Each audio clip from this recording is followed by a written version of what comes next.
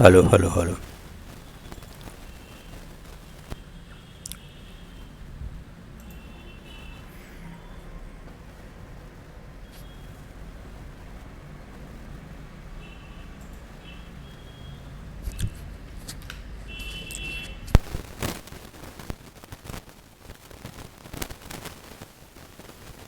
Good morning to all of you.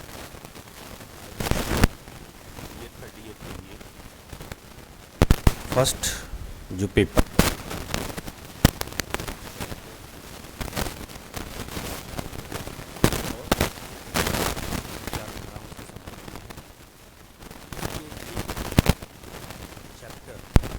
जो कि second unit का पार्ट है, संत थॉमस एक्विनास, इनके राजनीतिक जो विचार थे उन पर हम चर्चा करेंगे। जो मूलभूत सिद्धांत इनके द्वारा प्रस्तुत किए गए हैं, जो विचार रखे गए हैं, उनका जायजा हम आज के इस वीडियो व्याख्यान में लेने की कोशिश करेंगे।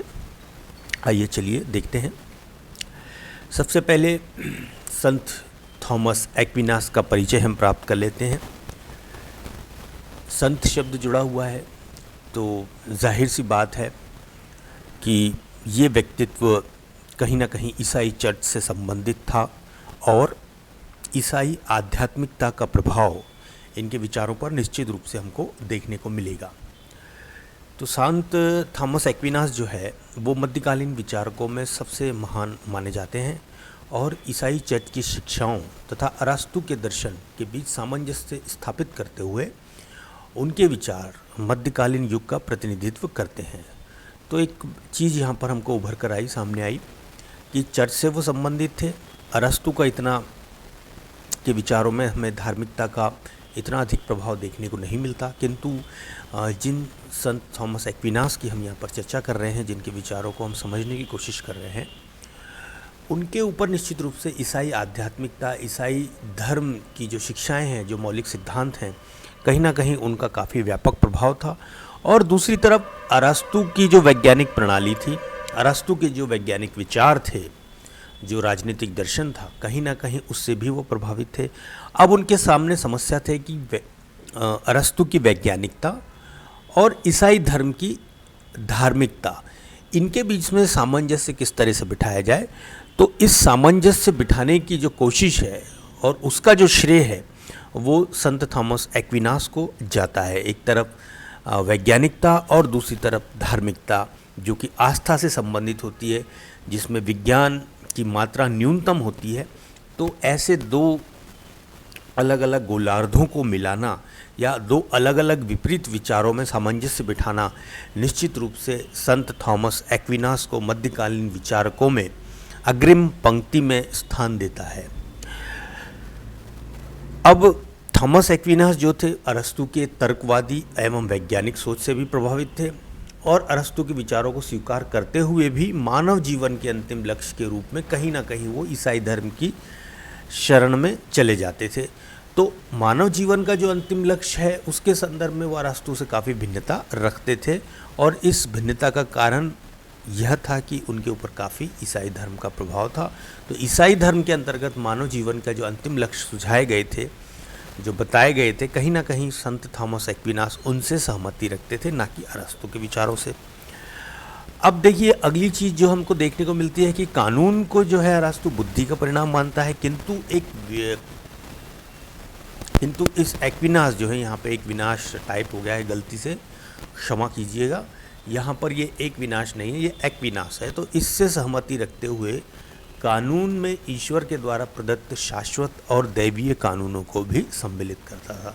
तो यहाँ पर एक काफ़ी मेजर डिफरेंस हमको देखने को मिलता है और ईसाई धर्म का प्रभाव भी हमको एक्विनास के विचारों में देखने को मिल रहा है कि एक्विनास जो है कानून को ईश्वर के द्वारा प्रदत्त शाश्वत और दैवीय कानूनों के रूप में समझने की कोशिश करते हैं, उनको इस तरह से स्वीकार करते हैं, जबकि अरस्तु जो थे वो कानून को बुद्धि का परिणाम मानते हैं। तो यहाँ पर एक भिन्नता हमें भिन्नता देखने को मिलती है। अरस्तु के तर्क के बाद में ईश्वर के अस्तित्व का सम्मिश्रण हमें एक्विनास के विचारों में देखने को मिलता है और उसने अपनी विचारधारा में एक ऐसे भवन का निर्माण किया जिसकी दीवारें तो अरस्तु की विचारधारा की थी, किंतु शिखर जो था वो ईसाई धर्म का था। तो इस तरह से हम देखते हैं कि अरस्तु के वैज्ञानिकता और तर्कवाद को संत थॉमस एक्विनास ने ईसाई धर्म की आध्यात्मिकता और धार्मिक विचारधारा के साथ में सम्मिश्रित करने का प्रयास यहाँ पर किया था। थोड़ा सा जीवन परिचय ले लेते हैं। थॉमस एक्विनास का जन्म 1225 में नेपल्स टाइप हुआ है। नेपल्स है ये राज्य के एक्टिव नगर में हुआ था और उसके पिता जो थे इस नगर के काउंट थे, यानी कि कहीं ना कहीं प्रशासन में वो सम्मिलित थे। यदि उनकी पुस्तकों की हम बात करें, यानी कि संत थॉमस एक्विनास की पुस्तकों की बात करें, तो उनकी कुछ प्रमुख कृतियाँ हमने यहाँ पर अंकित की हैं। सुम्मा थियोलॉजी, अरस्तु की राजनीति पर व्याख्या, राजाओं का शासन और सुम्मा कॉन्ट्रा जेंटियल्स, ये कुछ उनकी महत्वपूर्ण कृतियाँ हैं जिनमें उनके विचारों का प्रकाशन हमको देखने को मिलता है। आइए संत थॉमस एक्विनास के राज्य संबंधी विचारों की चर्चा हम यहाँ पर कर लेते हैं, जो कि हमारे इस वीडियो व्याख्यान का मूल केंद्र बिंदु है। राज्य संबंधी विचार मध्य युग में एक मत प्रचलित था कि राज्य की जो उत्पत्ति है वो मनुष्य के अधपतन या पाप से हुई है। अतः राज्य एक प्राकृतिक संस्था न होकर पाप प्रवृत्ति के कारण उत्पन्न एक आवश्यक बुराई है और राज्य तथा सरकार का मुख्य कार्य मनुष्य की इस पाप प्रवृत्ति पर नियंत्रण करना है। किंतु थॉमस एक्विनास के विचार बिल्कुल भी ऐसे नहीं थे। उन्होंने यूनानी दार्शनिकों की तरह इस विचार को स्वीकार किया कि मानव स्वभाव से सामाजिक और राजनीतिक प्राणी है और राज्य से के लिए आवश्यक नहीं, बल्कि वह मनुष्य की बुराई पर रोक लगाता हो। ये जरूरी नहीं है कि राज्य का अस्तित्व मानव की बुराइयों पर रोक लगाने के लिए है, वरना इसीलिए राज्य आवश्यक है कि मनुष्य अपना जो है पूर्ण विकास राज्य के बाहर नहीं कर सकता। यानी कि यदि व्यक्ति अपने व्यक्तित्व का विकास करना चाहता है अथवा अपने जीवन के लक्ष्यों को प्राप्त करना चाहता है, जीवन के उद्देश्यों को सार्थक करना चाहता है, तो ये जो समस्त उसके जो लक्ष्य हैं, उसकी जो आकांक्षाएं हैं, वो राज्य के पर्यावरण के भीतर ही संभव है। बिना राज्य के इन सब चीज़ों का पाना असंभव है। ऐसा क्योंकि अरस्तु का भी मानना था। अरस्तु ने कहा था कि व्यक्ति एक सामाजिक प्राणी होने के नाते उसका पूर्ण विकास राज्य के अंतर्गत ही हो सकता है। तो इसी विचार को यहाँ पर हम देखते हैं कि एक्विनास ने भी स्वीकार किया और वो भी ये कहते हैं कि राज्य कोई पाप का दंड देने के लिए या व्यक्तियों के पाप प्रवृत्ति पर नियंत्रण लगाने का एक उपकरण मात्र ना होकर व्यक्ति के पूर्ण विकास का एक उपकरण है। वो एक ऐसा पर्यावरण उपलब्ध कराता है जिसके अंतर्गत रहकर व्यक्ति अपने गुणों का, अपने व्यक्तित्व का विकास कर सकता है और जीवन के आनंद का उपभोग करते हुए अपने अंतिम लक्ष्य की ओर अग्रसर हो सकता है। तो इस तरह से हम यहाँ पर देखते हैं कि अरस्तु और एक्विनास के विचार यहाँ पर मिलते जुलते से हैं। अब एक्विनास के अनुसार मनुष्य के अपने विकास के लिए राज्य नितांत आवश्यक है, अनिवार्य है, और इस राज्य को एक बंधन के रूप में उन्होंने स्वीकार न करते हुए एक स्वाभाविक और प्राकृतिक संस्था के रूप में उन्होंने स्वीकार किया है, जैसा कि अरस्तु के द्वारा स्वीकार किया गया था। तो एक एक्विनास ने राष्ट्रीय राज्य की प्राथमिकता प्रदान की। अब एक्विनास जब राज्य की चर्चा करते हैं या राज्य की बात करते हैं तो वो एक बिखरे हुए छोटे राज्यों के स्थान पर वो एक राष्ट्रीय राज्य को प्राथमिकता देते हैं, यानी कि एक ऐसा राज्य जिसमें राष्ट्रीयता की भावना कूट कूट कर भरी हो और उसके समस्त नागरिक, समस्त वर्ग जो है एक राष्ट्रीयता की डोर से उस राज्य से बंधे हों, यानी कि वहाँ पर राष्ट्रवाद अपने उच्चतम रूप में उपस्थित होना चाहिए ताकि राज्य को वो एक शक्ति प्रदान करे और राज्य चिरंतन काल तक संगठित रह सके। तो इस दृष्टिकोण से यहाँ पर हम देखते हैं कि संत थॉमस एक्विनास राष्ट्रीय राज्य को प्राथमिकता प्रदान करते हैं।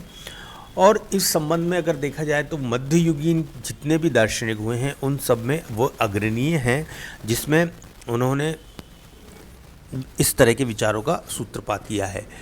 अब यहाँ पर एक्विनास का मत था कि रीति रिवाजों की एकता, अब ये राज्य की एकता या राष्ट्रीयता की ये भावना जो है उसको कैसे उत्पन्न किया जाएगा, कैसे उसे संरक्षित किया जाएगा और कैसे उसे विकसित किया जाएगा, इस संदर्भ में हमें यहाँ पर एक्विनास के मत देखने को मिलता है। उनका कहना था कि रीति रिवाजों की एकता तथा समानता राज्य का उत्तम आधार होती है। यहाँ पर वो एक आधार प्रस्तुत करते हैं जिसके आधार पर राष्ट्रीयता का भवन खड़ा किया जा सकता है। तो यहाँ पर वो रीति रिवाजों की एकता यानी कि एक जैसे रीति रिवाज और समानता ये राज्य के उत्तम आधार के रूप में वो यहाँ पर प्रस्तुत करते हैं। और ऐसी एकता, क्योंकि विशाल जो साम्राज्य होते हैं उसमें भिन्न भिन्न तरह की भिन्नताएं हमें देखने को मिलती हैं, और इस स्थिति में एक जो शक्तिशाली राष्ट्रीयता की भावना उत्पन्न होनी चाहिए वो कहीं ना कहीं उत्पन्न नहीं हो पाती है। तो इस दृष्टिकोण से यहाँ पर हम एक्विनास के विचार देख सकते हैं कि वो एक छोटे राज्य के अधिक समर्थक थे, ना कि विशाल साम्राज्य के, क्योंकि उनका मानना था कि छोटे राज्य में ही रीति रिवाजों की एकता और समानता की जो मात्रा है वो काफ़ी अधिक पाई जाती है, और ये समानता और ये रीति रिवाजों की एकता ही राष्ट्रीयता का आधार होती है, जिसके आधार पर राज्य सुरक्षित रहता है, संगठित रहता है। और ये जो विशेषता है ये, क्योंकि विशाल राज्यों में या विशाल जो साम्राज्य होते हैं, बहुत बड़े बड़े साम्राज्य होते हैं, उनमें क्योंकि काफ़ी सारी भिन्नताएं आ जाती हैं, चाहे वो रीति रिवाजों की हो, चाहे वो समानता की हो, चाहे वो भौगोलिक दृष्टिकोण से हो, खान पान, कई तरह की सांस्कृतिक भिन्नताएं भी हमें विशाल साम्राज्यों में देखने को मिलती है। तो ऐसी स्थिति में उन विशाल राज्यों को या साम्राज्यों को एकता के सूत्र में बांधना और राष्ट्रीयता की भावना के आधार पर उस राज्य को संगठित रख पाना काफ़ी मुश्किल होता है। तो कहीं ना कहीं हम इस चीज़ को समझ सकते हैं कि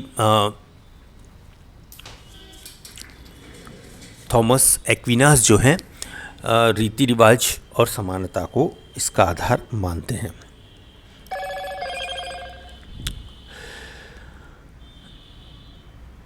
अब आगे चल के हम देखते हैं कि वह राज्य में पाई जाने वाली एकता,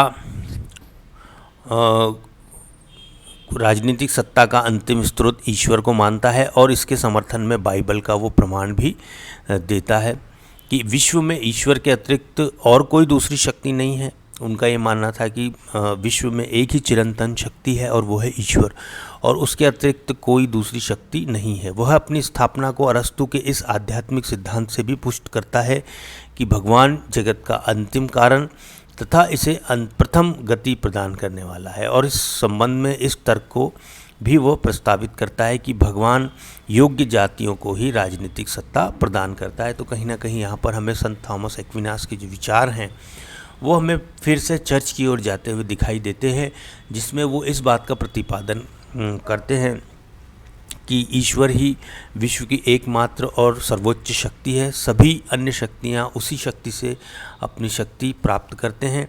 और इसके साथ साथ वो ये भी यहाँ पर एक प्रस्ताव देता है, एक तर्क देता है कि भगवान योग्य जातियों को ही राजनीतिक सत्ता प्रदान करता है। तो कहीं ना कहीं हम संत थॉमस एक्विनास के विचार राज्य की दैवीय उत्पत्ति और राजाओं के दैवीय अधिकारों के समर्थन के लिए एक तर्क को प्रस्तुत करने के प्रयास के रूप में हमको देखने को मिलते हैं।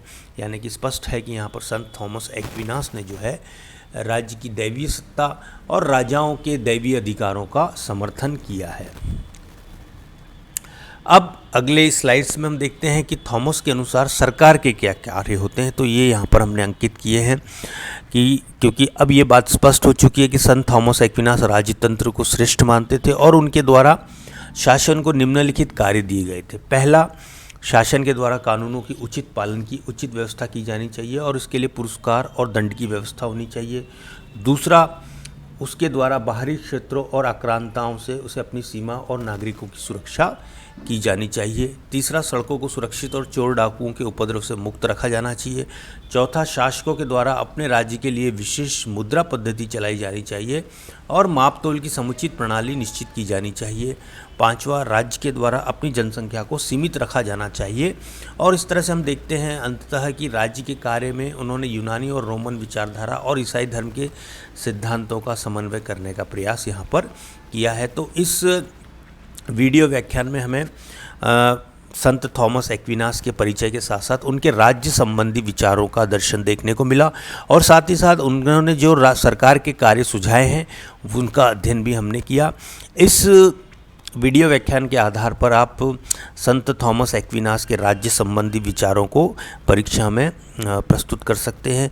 दूसरा, अगर प्रश्न ये किया जाए कि संत थॉमस एक्विनास और अरस्तु के विचारों में साम्यता को दर्शाइए, वहाँ पर भी आप इस वीडियो व्याख्यान की मदद लेकर अरस्तु और संत थॉमस एक्विनास के राजनीतिक विचारों के बीच में साम्यता और भिन्नता दोनों को देख सकते हैं और इस प्रश्न का बहुत आसानी से उत्तर लिख सकते हैं। वीडियो देखने के लिए बहुत बहुत धन्यवाद। मिलते हैं अगले वीडियो में।